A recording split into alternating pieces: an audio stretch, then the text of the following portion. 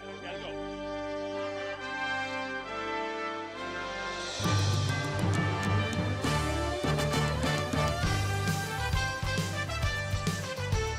Hello, everybody. How you doing? Having fun here at FanFest 2026. Welcome again to Dugout Dialogue, brought to you by our friends at Starbucks. So enjoy a hot cup of coffee and enjoy the show, because right now we're going to visit with a guy that has been so much a part of Mariners history as a player for 12 years. We got him, thank goodness, from the Cincinnati Reds. He helped save baseball single-handedly in 1995. Well, he had some help with Ken Griffey Jr. and Jay Buhner and Randy Johnson and all the guys from 1995. He was also here when we won 116 games in 2001. And last year was his first year as the Mariner manager. So, ladies and gentlemen, please welcome my good friend, Dan Wilson. Dan the man. Woohoo!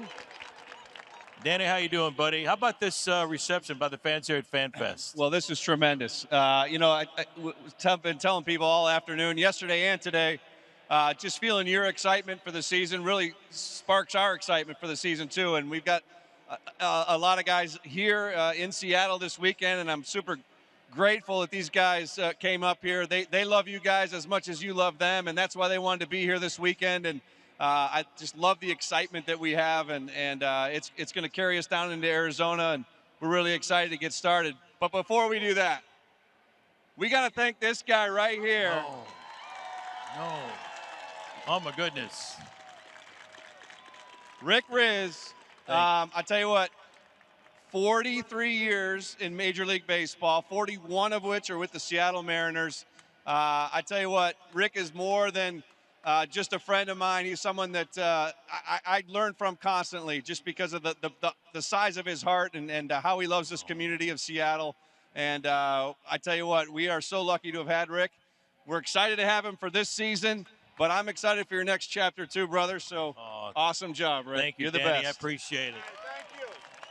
He said that just like I wrote it, so I want to it's been a blessing and a joy watching you and everybody have so much success here and the success of this organization. You are the best fans in baseball, by the way, so thanks for coming out. 2025 was a heck of a year, Danny. You got us to a Game 7 American League Championship Series. We're going to talk about 2026 in a second. But how do you put into words what you guys accomplished last year? Well, I tell you what, it's really a special group of players in that clubhouse, and when you see the work that they put in, starting in February, and you take it all the way through to October. This is a very special group in terms of how hard they worked, how hard they fought. We ran into several glitches throughout the year. It's a baseball season. You're going to have some ups and downs, and these guys fought back every single time. We got to late August. And we had some work to do, and these guys rattled off 17 out of 18 wins, something along those lines. These guys never gave up. It's a group that we are fortunate to have here in Seattle, and most of those guys are coming back, and we're looking forward to doing it again. And really to a man, we've talked about it in the off season, and these guys they can't wait to get back on the field and bring the World Series to Seattle where it belongs for you guys. So here we go. No doubt about it. 2026, what are you looking forward to getting down to spring training? Because like you said, a lot of the guys are going to be back. Got the best starting staff in all of baseball with a fantastic five. You got Munoz in the bullpen and Brash, the addition of Ferrer, Gabe Spire, and the others. But tell us a little bit about the young guys, on the way. Ben Williamson really helped out last year, and Cole Young. You got Cole Emerson. And these kids are really talented. What are you looking for this spring out of the young guys? Yeah, I think it is going to be an interesting spring. Obviously, WBC is out there, and we're going to have a lot of guys participating in that, which I think is awesome to see guys go back and play for their home country. Really excited to see those games. There's a lot of bragging rights on the line. These guys take that very, very seriously, so there's going to be some great baseball there. But what else it does is kind of opens up opportunities for some of the younger guys that you're talking about, Rick. And we've got a lot of great young players in our organization. Jerry DePoto and Justin Hollander do such a great job of building our organization. And we've got a lot of great young talent. You've met some of them here this weekend, and they're going to get a chance to play. We're going to get a chance to see what they can do. They're going to have opportunities. And, Rick mentioned Ben Williamson, Cole Young, a couple of guys that we saw come up last year. Of course, Harry Ford was another one who's now with the Nationals. But, you talk about Cole and you talk about Ben and the impact that they had on the Mariners, almost immediately when they came up. And that's not easy to do. They're young players. There is a lot on your mind when you're in the big leagues for the first time. And these guys handled it all so well. And I credit our entire organization. I credit the scouts that, have brought these good, young, talented players into the organization. And then I credit the player development group that, brings them along and helps them in their career and gets them ready for the big leagues, because these guys came here, they were ready to contribute, and they really did in a big way. And I'm excited to see those guys down there in spring training as well. I can't wait, Danny. Hey, Dugout Dialogue is for you. So come on down to one of these microphones in the aisles and ask Danny any question that you want. So line up. And I think we got our first contestant right here. What's your question for Dan? Hi, Dan. It's really an honor to meet you and get to talk to you. Also, real quick, I don't know if you remember, but a long time ago, you taught at my Sunday school. And I don't know, it was really cool. But I was wondering, you have a bunch of incredible players. One stood out for me, which was Dylan Moore. How do you manage a guy like that who's really all over the field in every position, knows the zone really well, but also doesn't get that everyday play time that everybody else gets? Oh, my goodness. Really good question. Excellent question. I tell you what, Dylan Moore was an incredible player, and, tough that we lost him last year. But the thing about Dylan that was, as a manager, from my standpoint, you could put him anywhere on the field and you were going to get a Gold Glove performance out of him, no doubt about it. And, whether it was on the infield or the outfield, that's such peace of mind for a manager. And, he did that role so well. At the plate, he puts up such good at-bats, and especially against left-handers, he was able to really crush left-handers. And, having a player like that, it is a little bit of a delicate balance. You want to get him in there as much as you can to keep him sharp, because it is difficult when you don't play regularly. But Dylan had a really good way about him. He had a great routine that kind of kept him sharp. So what a great player he was, and we're going to miss him for sure. But good for him. He's going to bounce back. I know we'll see him down the line. Danny played with a guy in 2001 by the name of Mark McLemore, who's here, and he did the same thing, playing all over the place. I have a question over here. Dan, over your whole coaching career, who is your favorite player? What's your favorite genre? Oh, my favorite Favorite player, Danny. Well, I know my favorite broadcaster was. Thank you, buddy. Gosh, I don't know that I have favorites, but I'm going to lean toward catchers, of course, being a former catcher. So if I had to lean toward a position, I'll go with that. I'll go towards catchers. I can't single one guy out, because I really think this group, what makes them so strong, and one of their strengths is how they come together and they play together as a group. All of them, are very special, and it's a good group. I know I can't get specific. That's why there are no favorites. That's why Danny's such a nice guy. But Cal Raleigh, how did he not win the MVP award last year? He's the MVP in my mind. There's no doubt in my mind. As I said yesterday, I don't know what a catcher's got to do to get the MVP award. But, what he does on a daily basis defensively for us, in there every day, caught over 125 games last year, leads our pitching staff so tremendously, and then hits second in our lineup, drives in big runs, hits 60 homers. I mean, there is a lot on this kid's plate, and Cal handles it all so very, very well. And we are really lucky to have a guy like that anchoring our ball club, and we're excited he's going to be around here for a long time. How about this gentleman right here? Rick, I just wanted to let you know that my best friend actually saw you at spring training last season, so I want you to give him a shout. Jake Simmons. All right. Jake, wherever you are, thank you. And also, this is a question for both of you. What genre of books do you like to read the most? Wow. Go ahead, Rick. When I was a kid, I couldn't stop reading any baseball book that I could get my hands on. You know, the Sandy Koufax story, the Jackie Robinson story, the Willie Mays story. I even read The Kid from Cuba, Zoila Versailles. I read Bob Euchre's book. You got to read this. It's called Catcher in the Rye, W-R-Y. And you talk about entertaining, one of the funniest guys ever in the history of Major League Baseball, great broadcasters in the Hall of Fame. But I couldn't get my hands on enough baseball books to find out about the history of the game, the players who played it. Buck O'Neill's book, I Was Born Right on Time, talking about playing in the Negro Leagues. And, oh, man, the Babe Ruth story. So baseball books, I guess. I got to go with baseball books, too. I remember very clearly in 4th grade, I had to do a book report on a book that I read about Johnny Bench because he was my favorite player. It's still ingrained in my head, just, all the details about Johnny Bench. And I loved anything I could get my hands on, too, in terms of that. Yeah, when I was a kid, Dan Wilson was my favorite player. And That's ironic. and I read his book. He wrote a book. No. Hi, Dan. Also, you have an open invitation to our wedding in August. I know that it's during the season, so it's probably not going to happen, but we do have barbecue. But last season, what was the most nail-biting game that you had to coach against? Great question, and thank you for the invitation. I appreciate that. I'm really excited for you guys. Congratulations. Let's hear it for Matt and his fiance. Awesome. A lot of the games are nail-biting.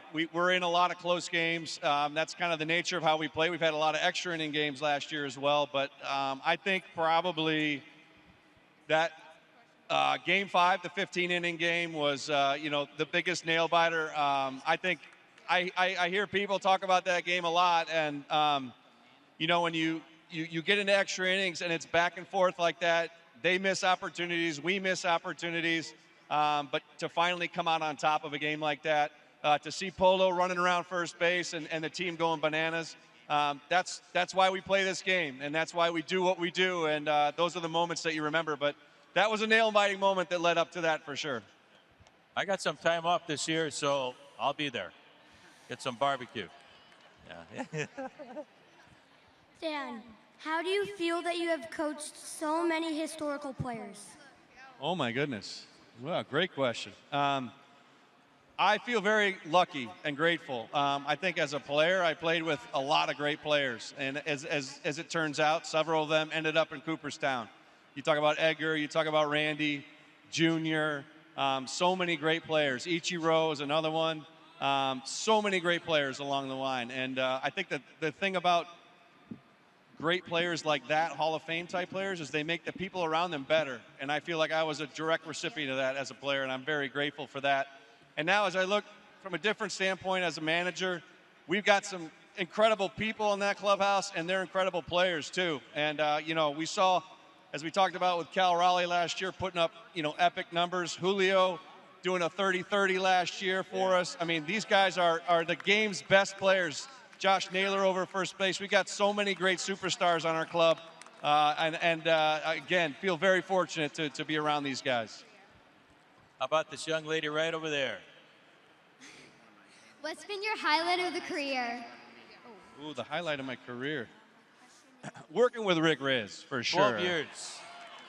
We had him on the radio for 12 years on radio and television. He did he went right from the booth down to the dugout. Not too many guys do that. So I taught Danny as much as I could to prepare him for this job.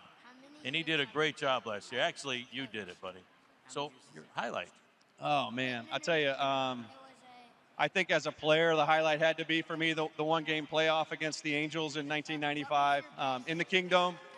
Used to be right over there.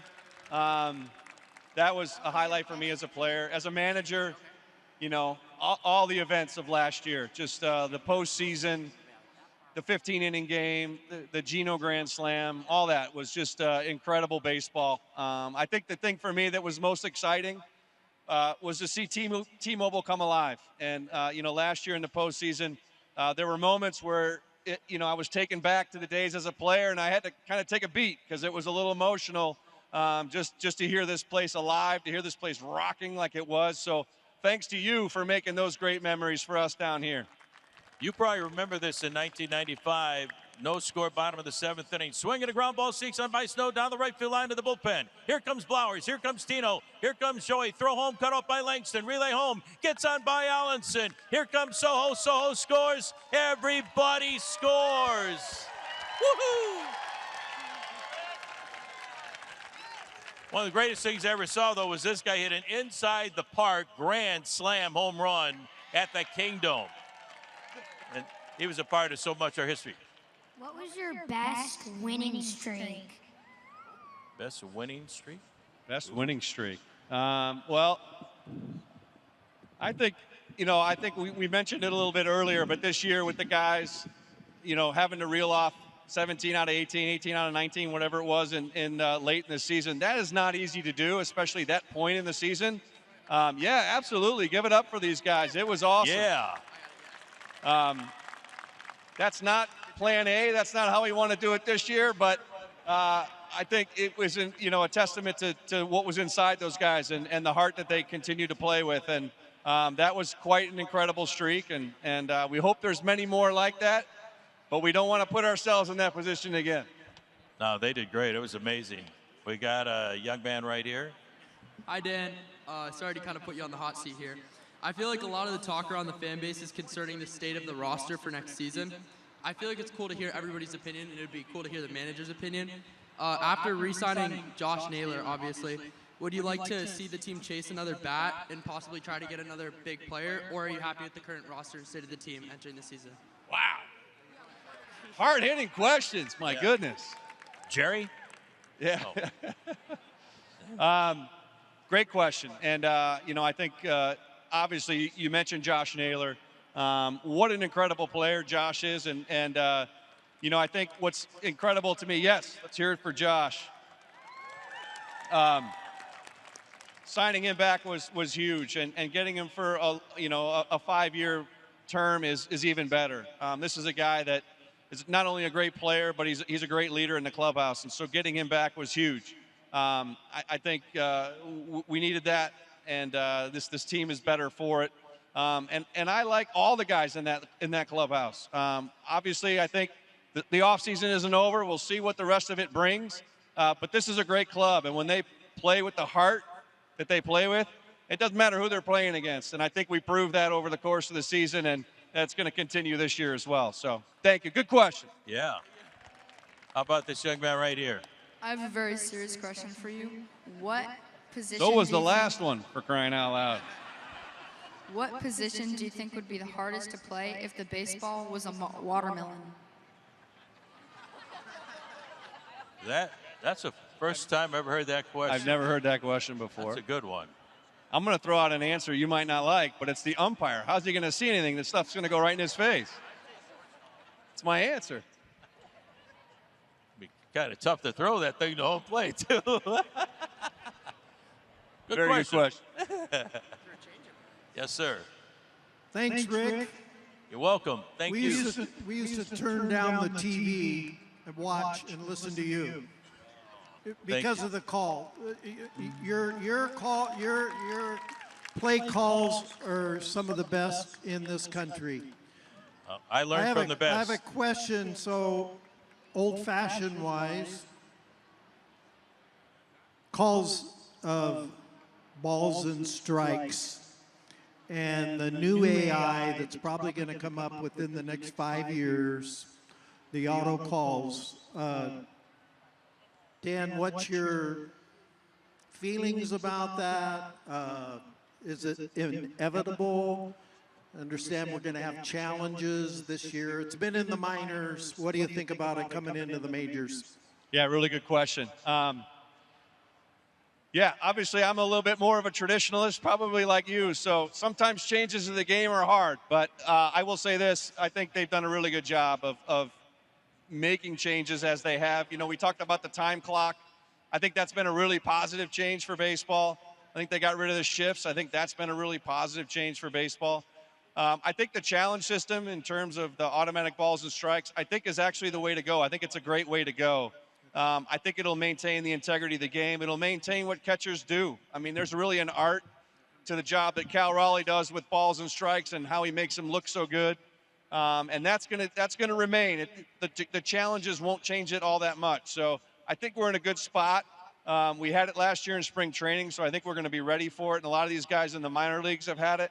So it will be a change, no question, but I think we'll adapt very quickly, and it'll become part of the game very, very quickly. And I don't think we'll notice it, and I think it'll go on pretty well.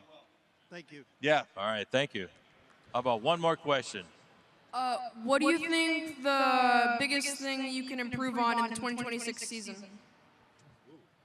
Great question.